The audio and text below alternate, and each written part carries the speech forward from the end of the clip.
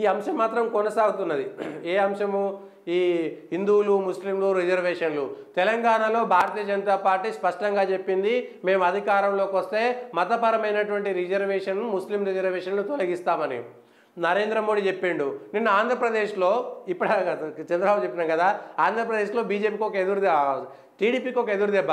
పీయూష్ గోయల్ చాలా స్పష్టంగా మేము ముస్లిం రిజర్వేషన్లకు వ్యతిరేకమని చెప్పేసిండు. ఇప్పుడు ఆంధ్రప్రదేశ్లో ఏం జరుగుతుంది? ముస్లింలంతా మళ్ళీ వైసీపీకి వెళ్ళేటువంటి పరిస్థితి కదా, చంద్రబాబు నాయుడు దగ్గరికి రారిగా అయిపోయింది. బీజేపీ ఆ విషయంలో చంద్రబాబు నాయుడుకి అనుకూలంగా ఇంకా ఈ గోడ మీద పిల్లిలాగా అటు ఇటు కాకుండా కనీసం అక్కడనే ఒక మాట చక్కగా చెప్పగలిగింది.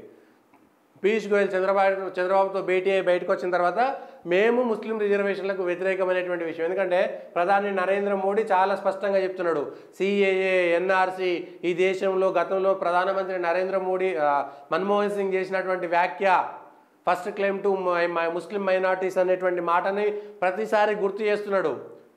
ముస్లిం రిజర్వేషన్లు తీసుకొస్తారు, హిందువుల ఆస్తులను ముస్లింలకు పంచుతారు అనేటువంటి భయాన్ని కూడా సృష్టిస్తున్నారు. మైనార్టీలకు బీఫ్ తినే హక్కు ఇవ్వాలనుకుంటుంది కాంగ్రెస్పై యోగి. సో ఈ అంశాలన్నీ కూడా సిఏఏ ఎన్ఆర్సీ ముస్లింలకు సంబంధించినటువంటి ఆస్తులు, వక్ఫ్ బోర్డుకు సంబంధించినటువంటి ఆస్తులు, హిందువుల దేవాలయాలు కూలగొట్టినటువంటి అంశాలన్నీ కూడా ఇవాళ ప్రచారాస్త్రాలే అవుతాయి.